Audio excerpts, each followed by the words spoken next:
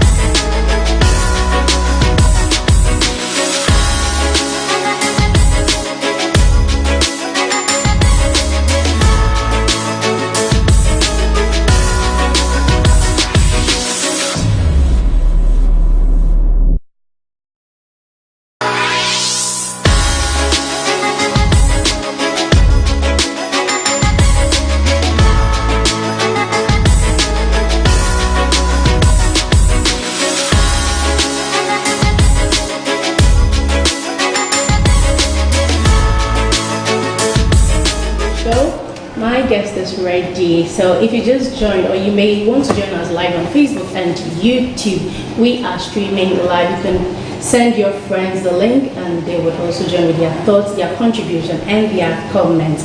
All right, my special guest is ready, and he is a man of God. He's a reverend, he is a father, he is a husband, and he is also a counselor. He's been into this thing we are coming to talk about for so long, so he is experienced, and his thoughts on whatever we are going to talk about is really going to help most of us. All right, so my guest is none other than Reverend Dr. Victor Essay. Thank you, Daddy. Thank you. It's a pleasure being here. Thank you. How are you doing? Excellent in the Lord. Okay. Please, can you tell us a little bit about yourself? People ask me so many questions about myself that sometimes I hope nobody would ask that question. Well, I was born into a family of, I got to know about 22 or 23 when my father died. There were kids coming from different angles. That was interesting. But we're a very united family. And of my mom's kids, we were 10. My mom had 10 kids, and 9 of us are alive. I am number 6. I went to school through Association International here in Accra, initially Kumasi, then here, then to Addis College, the best of the colleges and the schools. Don't begrudge me that. And then And then from there to Wesley College, then a stint in the University College of Education. There, just before I went, God called me into ministry. So since we're not talking today too much about that, so that is me. I got called into ministry and started off with Calvary Charismatic Center, in fact with Action. Okay. And the Archbishop is my number one father. And then from there, I went to Kumasi because God asked me to relocate to Kumasi. Okay. And then I found ministry with Reverend Ransford Obing at CCC. I was there for 7 years, and then God called me out to start Family Chapel. Wow. Okay. Thank you, Daddy, for coming. It's a pleasure. Thank you. All right. So today we are talking about communication, understanding, and sex and marriage. Wow. I believe people communicate in marriage, but what I don't know is whether they understand. Because I can say for a fact that maybe my husband and I communicate, but how will I know that he understands what I'm trying to tell him? Okay. You see, the place of understanding has a lot of connotations. Okay. And the place of communication also has a lot of connotations. Okay. For example, you can communicate with your eyes. You can communicate by speech. Okay. You can communicate by silence. And you can communicate even with your feet. Even with a nod of the head, you can communicate something. So the most important thing in life is understanding the inflections, the movements, the speech of your partner. Okay. And because the communication is what will lead to understanding. So there are seasons where you realize your wife becomes a bit morose. Is she in her period? Is she going through something else other than that? She got to the menopausal state? Or simply put, when some people are, let me use a word that they use for other things, on heat, then I intentionally use that word. I'm not going to kill me. So when they get to that place and then they can easily get pregnant, Okay. some people become agitated. Yes. Some people also don't want sex. Some people also want sex.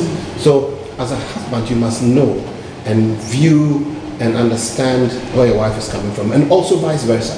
Your husband is coming from work. How does he feel? What is the look on his face? Okay. Is he stressed out? Is he excited? Does he speak by or does he do, hi baby, how are you doing? Maybe some money dropped. So you need to understand the inflections, the body language. It's absolutely important for communicating. Now, when these things are understood, then you come to the place of complete understanding, where you know where your spouse is coming from or your fiancé is coming from. And then you begin to adjust yourself or adapt yourself to the person to meet that need. But a lot of times, people don't understand the communication that their partners are communicating. Right. And therefore, it's a total lack of understanding, Yes. and then it brings them into a situation. On that note, what is communication?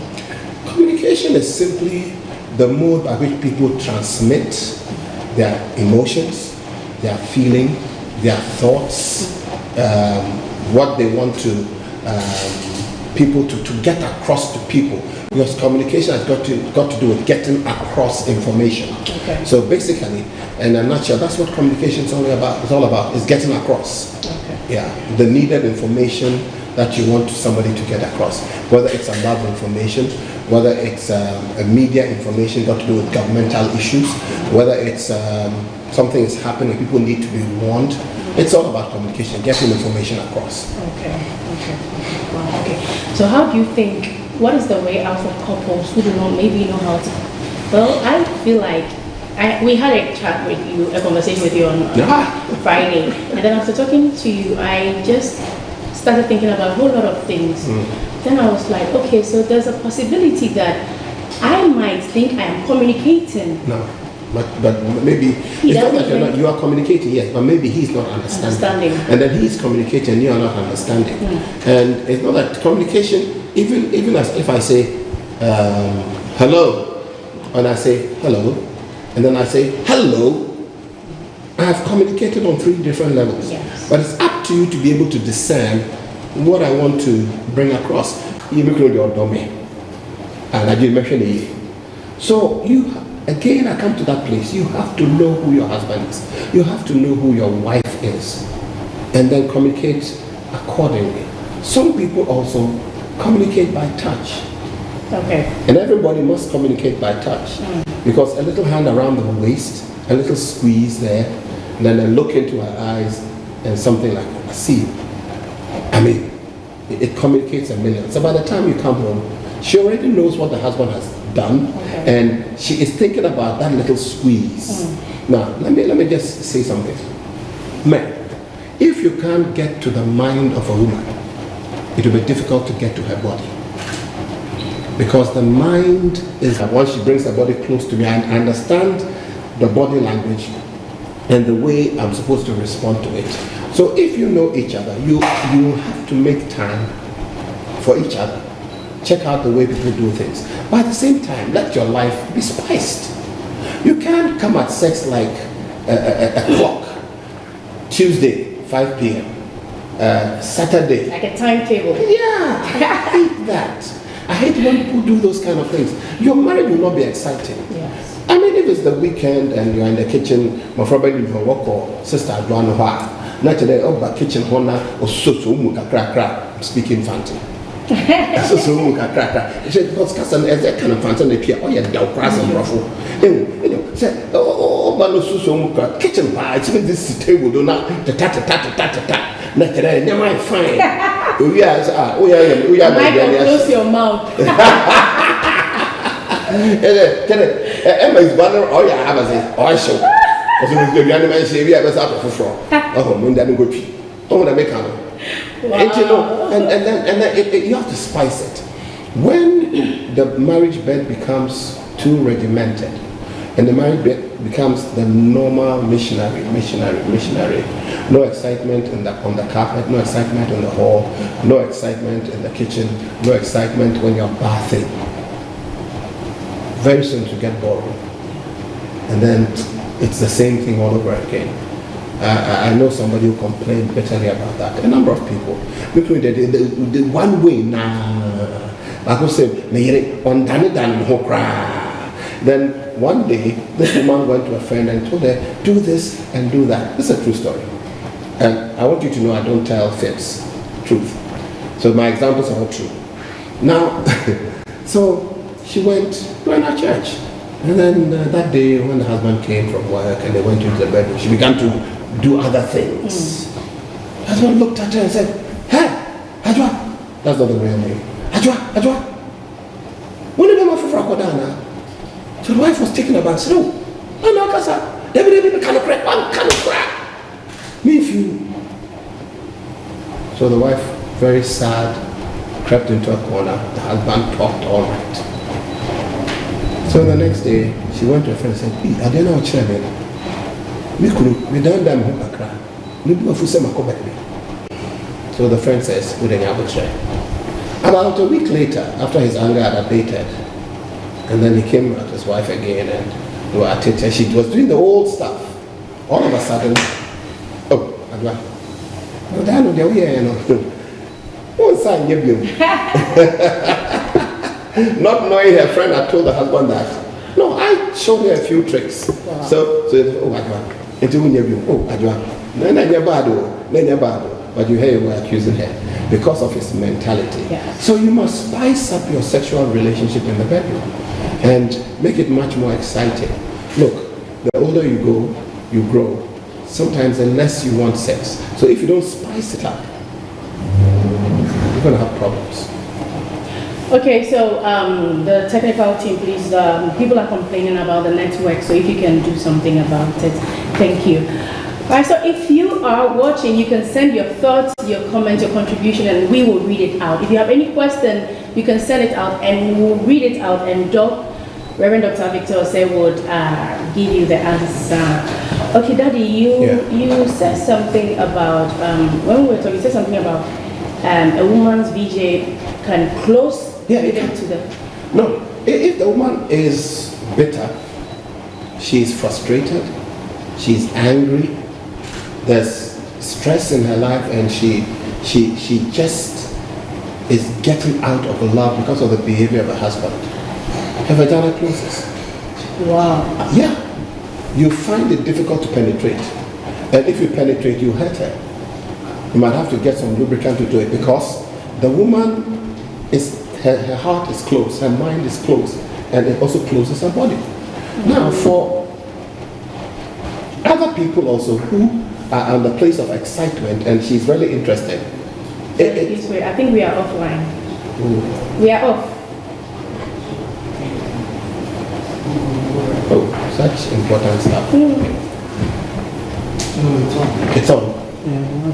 The Wi-Fi is on, but we are offline.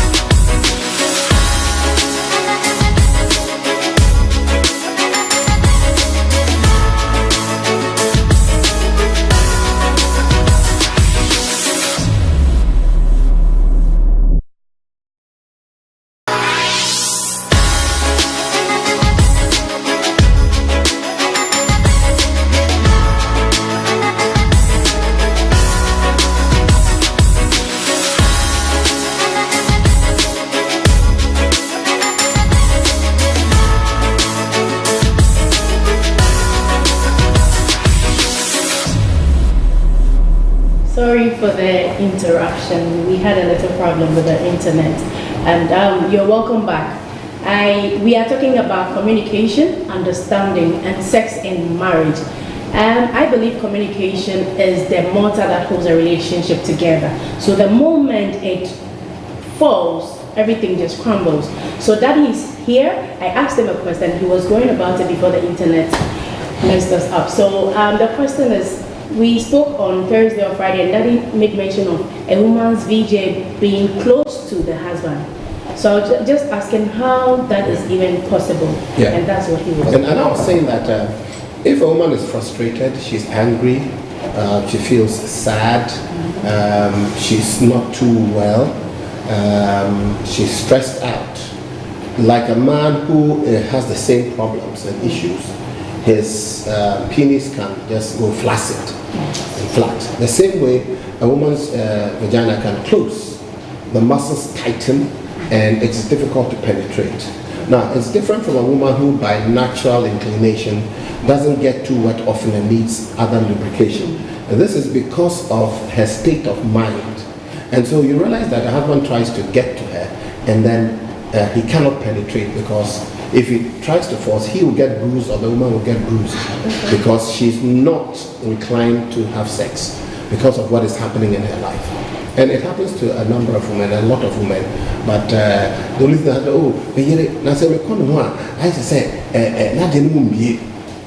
now it can also mean that the husband doesn't take care of her body before he tries to enter. So foreplay is limited. Those men who just go bam, bam, bam, bam, you know. And there are a lot of men, unfortunately, who, some of them might even look very macho.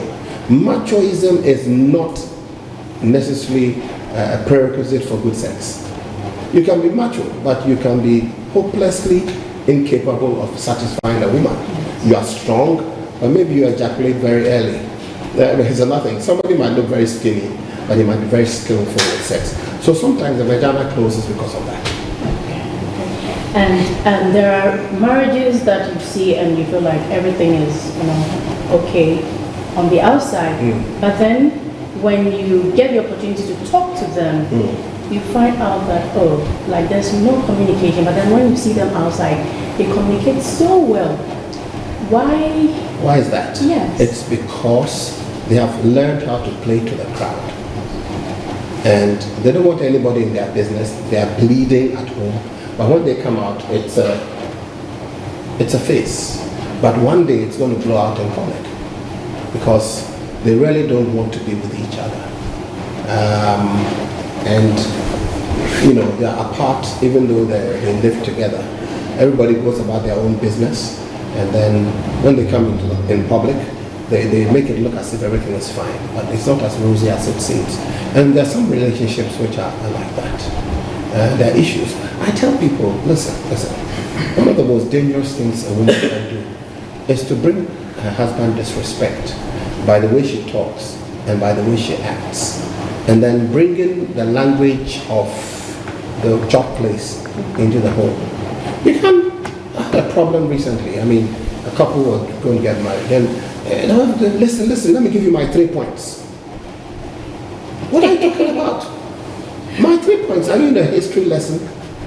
3 points to your husband. Simply say, okay, let me let you understand a few things. But my 3 points, as if you are talking to a subordinate in a classroom. And then somebody said to her husband, look, I will revert. Oh, yes. Well, how can you do that? That is language in management, in the workplace. I think I also use that. No, it's terrible. Yeah, I'm like, maybe when my husband asked me to do something, I just said, I'll revert shortly. Oh, come on. Can't you say, baby, I'll get back to you? No, right. Yeah, it's terrible. I mean, if you tell me that, I say you revert, I'm going to write a paper or what? I also do that. No, that's not right. You see, there's a language of marriage. And then there's a language, even in marriage, there are different kinds of language. There's a language with children. There's a language you speak with your husband. There's a language for sex. The oohs and the ahs, that's the sex language. Then there is the language of the workplace. And there's the language of school. Okay. You must be skilled in all these kinds of languages so that it will be appropriate wherever you stand. And that's very important. And people go to the extent and call it a Jimmy for Unimyan Sand. Then afterwards you expect the man to give you money. You expect the man to take care of you, to pay the bills. You expect the man to come and sleep with you. You don't do that. The same way, some men, who can now bear for. So you are indecent. Because if you can sleep with a woman who is indecent, then at the end of the day, you're also very indecent. You married her. So there is a language we must be careful.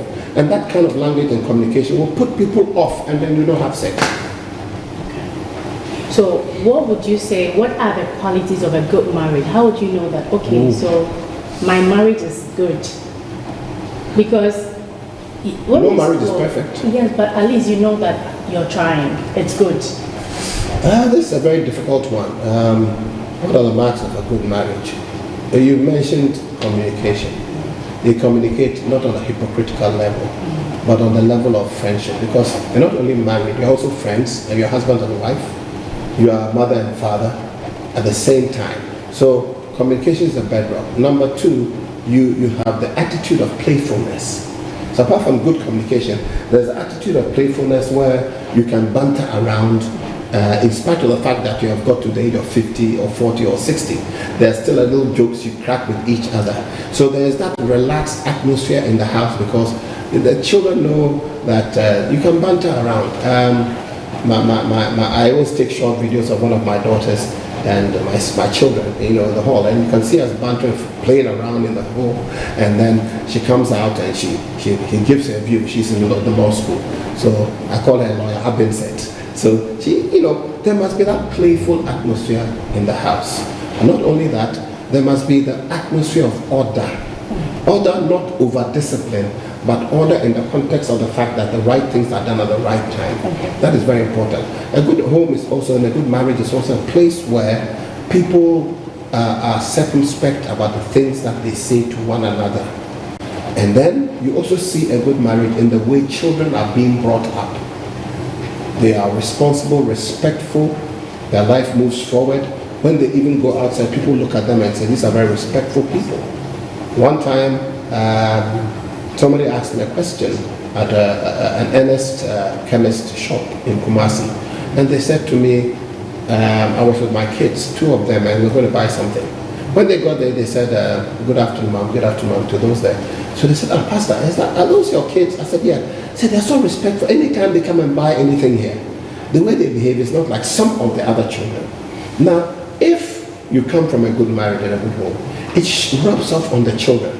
Their attitude to the public is shown by the way they are brought up. They are greedy. When they go out to parties, they don't go and want to grab at everything. They behave appropriately, and that is very important. So a good home has some of all these connotations in it. And then when you come to, you will see that in a good home, the kind of peaceful atmosphere, it's something that is not tangible. But if you're sensitive, you can feel it. You can go into a home. Once I went into a home, and the atmosphere was poisonous.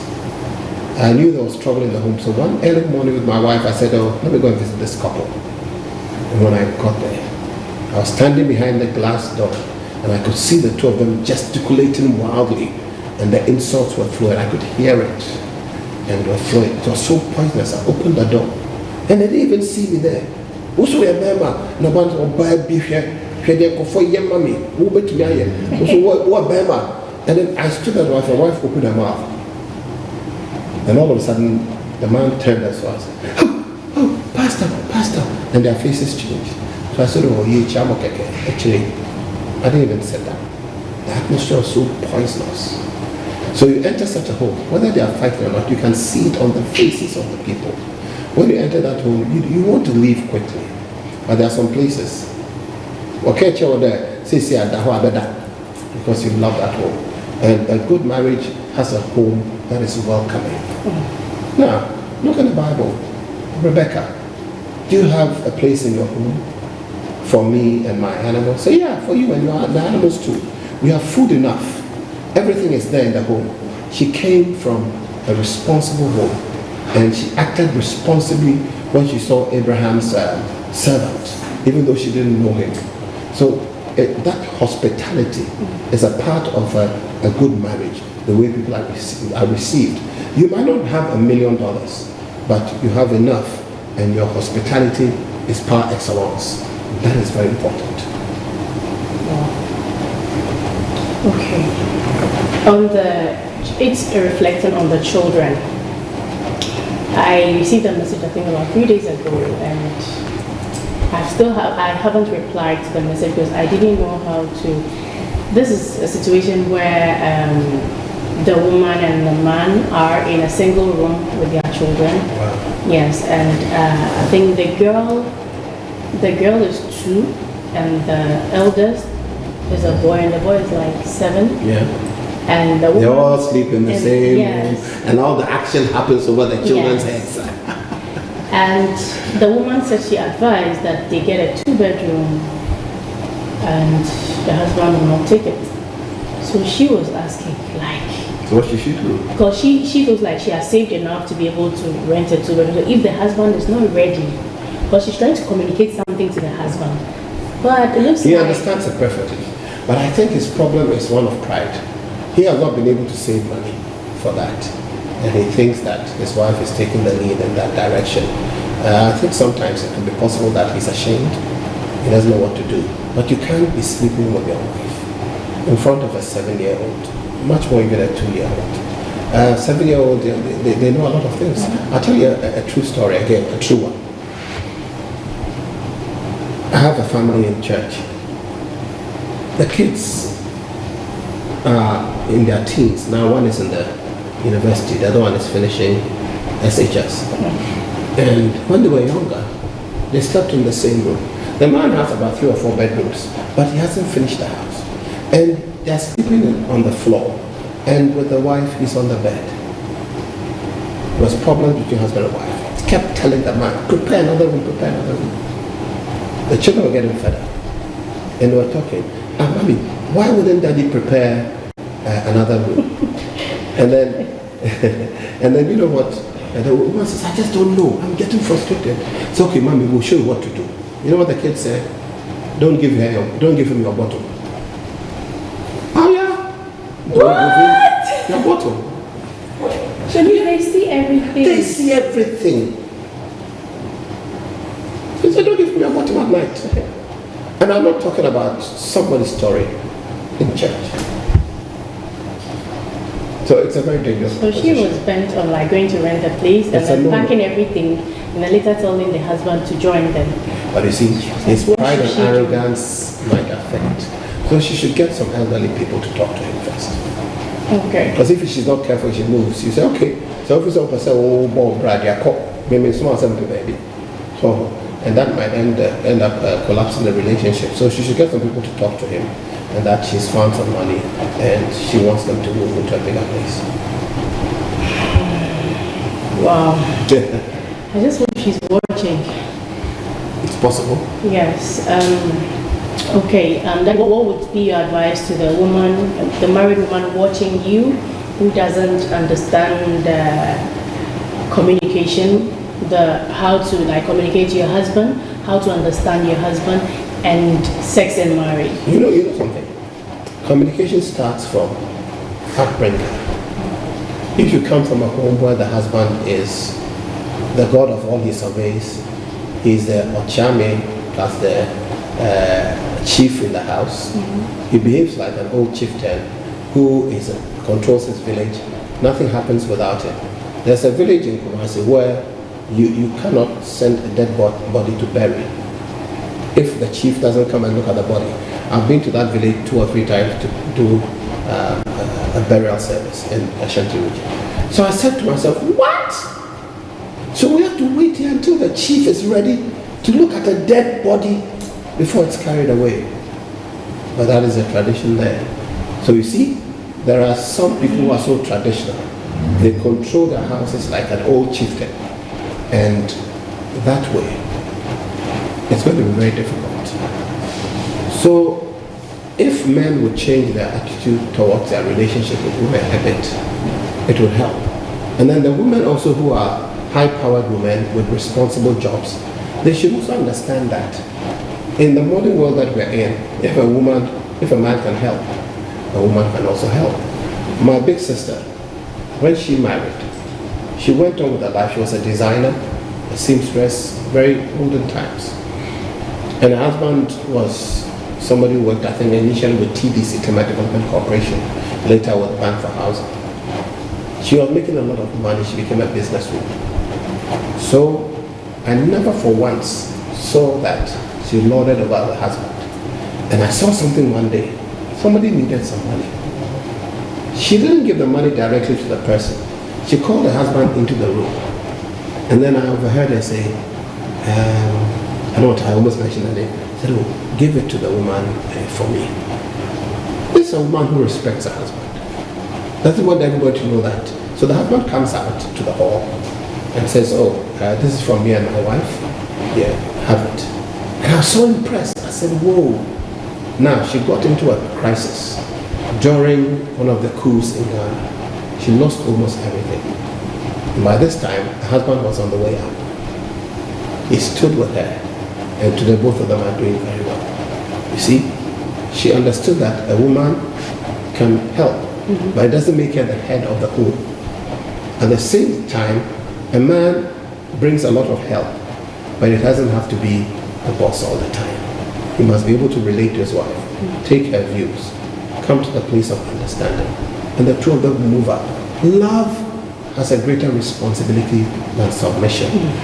Love, in love is submission. So it's funny, a man also has to submit at times. But because he loves his wife, he brings himself to the level of his wife, and the two of them will rise up because he loves her. And the two of them will function together beautifully. At the end of the day, when you grow older, like I've crossed 50, almost at 60, I come to realize that there are some battles I fought when I was in my 30s. They are not even necessary. It is better you learn now. There are some arguments you have with your wife, they are not necessary. There are some times of Cold War, they are not necessary. There are some times you behave in a particular way, it's not necessary. When you grow older, you realize that some battles you fought, you wasted your energy on not talking to each other for so long. It's completely unnecessary. I have a very different attitude towards life than what I had some 30 years ago. Very different attitude. You grow up to realize that for all that it takes, family is the most important thing in your life apart from God.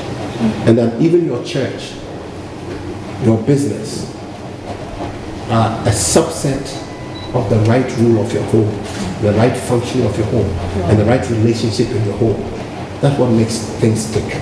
Your excitement, your joy. And home is the greatest security you can find in life.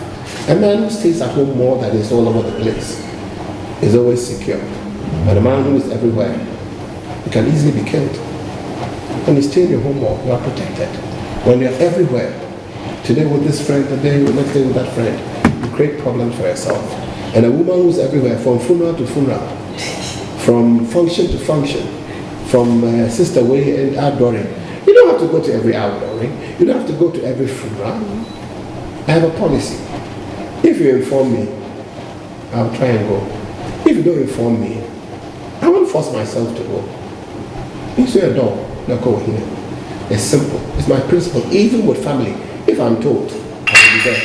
If I am not told, I wouldn't bother myself. And that is the way it is. Your greatest place of joy should be the home. Okay. You made mention of the art of playfulness. I wouldn't say most pastors, maybe some pastors I feel like are too rigid. We're on the spot. Yeah, we are very rigid. Yes. We are too spiritual, but earthly, zero. But we are in a physical body. Now, it's like somebody says, oh, I'm very spiritual, but he doesn't use common sense. Now, spirituality is not a lack of the gumption. Okay. Now, the fact that you are a spirit being does not mean that you don't have a body. Then, if you are not earthly good, ask God to take you away. But part of your responsibilities on earth is that woman you married. And she's a major responsibility to bring joy into her life. So, don't behave so rigid and stiff.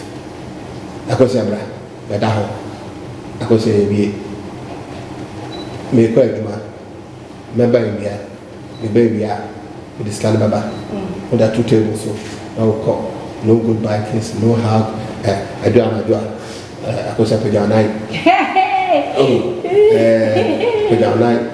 and she feels a certain responsibility to do that.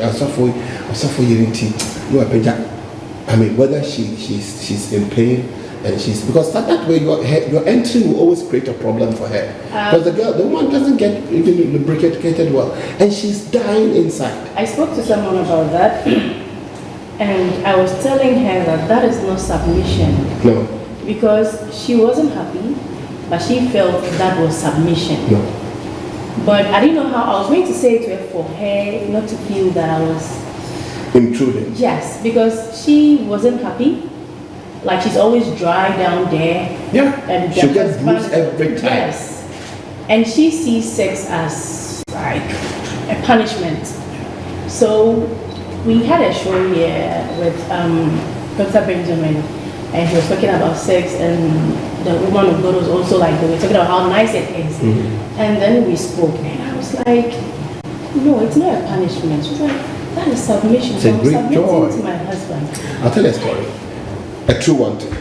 There was this lady who... Please, you can send your comments coming and I'll read it out. But can I just read about 2 or 3? Okay. Then remind me to start from that lady. Yes, the lady. Miels Rabel said, Grandpa, you are teaching us. I can't wait to marry. And Owo Ahene Nanenchi said, I'm enjoying the show. Thank you. Apostle Emmanuel Lincoln said, my brother, you are too deep. Thank you, Iku. Natasha Crystal, watching from Zimbabwe, I love your show. I've learned a lot. Thank you. Yada Nicole said, the attitude of playfulness, that's good. Yes. That is, most of the married men of God are too rigid. They don't play with their spouses. They just go to the church and they play with everybody else, but then they are strict on their wives. I was telling you about that story. Yes. Where this lady never had an orgasm before. And all her friends were telling her, oh, I had multiple orgasms, I had this and this. So, along the line, something happened and things began to change. So one day, with her partner, she had sex. Then, he took his time, handled her well, and then she began to scream and, all kinds of noises. And then, after that incident, she picked the phone and called one of her friends in Switzerland. And I said, Akosia, who you nipa bonini? Sana de desa. Who nipa bonini? What's up? The day I can kase boa. What's it? And then there, me who do tunu fo. What tunu bo awusume. Me Akosia, owie kradam pemo.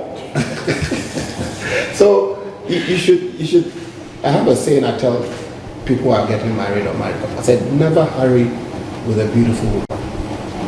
Never be in a hurry when you're having sex. Why? Why? How can you be in a hurry? It's not kitty kitty bang bang. No, that was an Indian movie. I got it years ago. Kitty kitty, not kitty kitty bang bang. It's taking your time. You have all the time to put. She's your wife, your husband. Take your time, be playful. Touch where it needs to be touched. Hold where it needs to be held. Squeeze where it needs squeezing. Kiss where it needs kissing. And by the time you enter, it will surprise you. It wouldn't take you a few strokes and already your wife has started coming. Yeah. But if it's like, then you ejaculate and that's it. And she's there, she's halfway there, and she goes and says, what is wrong with this man? She can't voice that loud. She's bleeding inside. She doesn't have a happy marriage. Now, she'll either take it out on food or she'll take it out on money. So later I can miheska. And so she does shopping to please herself. And then she ends up with friends, and then friends will put her ideas into her head. And if you're not careful, it goes to the extreme. There is a question here for you. Yeah. Said, Grandpa, so how do you communicate well without ignorantly offending your spouse when you are under pressure? When you're under pressure, the first thing you do is learn how to wait a few minutes before you speak. Because pressure can cause you to explode. So I normally tell people, when you're angry, don't react. When you're angry, don't talk. Wait until the next day. Because what you say, you end up regretting. So when you're angry, over the years I've developed a culture of more of oh sir. When my wife is asking me a few things and I realize that I'm not in the mood to respond, I rather prefer to use the because if I might find what she's saying offensive and I might not like what she's saying, but if I respond, it's going to exacerbate the situation. So I rather prefer to do or, hey, neighbor, excuse me, I forgot something. Let me just buy it in the corner. So I just sit in the car. drive off. By the time I come back, she either has calmed down or something. If you have a nice shopping area, make it your focal point. You never know. One day I drove like that to a shop. When I got there, I bought a lot of stuff. I just went and bought a few things to make sure I bought something. And then somebody says, "Oh, are you Pastor Victor?" I said, "Yes." He says, "Oh, let me pay for it." And it's happened to me about 3 times. I just go out, save a situation, and get blessed somewhere. And I come back with free goods to the house. So sometimes it is important for you to deflect. Mm-hmm. Deflect. The questions are coming in a particular way. But then you try to parry it away like a boxer who goes like this. He doesn't want to hit you, but you're throwing punches and he's just doing this. You're doing this, you're doing this. So even in an argument or in a certain situation, learn how to deflect. Learn how to defer your comments for the next day. It is something that is hard, but you have to practice it and make it a part and parcel of your life. Be like a politician sometimes. How? Politicians always deflect. Mr. Minister, we hear that PDS the agreement has been abbreviated with Electricity Corporation.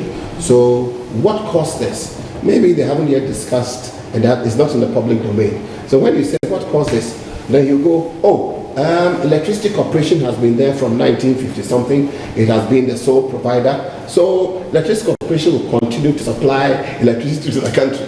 Has he answered the question? Yep. No. He's what? Deflected. So what he's doing is, he's telling you what Electricity Corporation has been doing.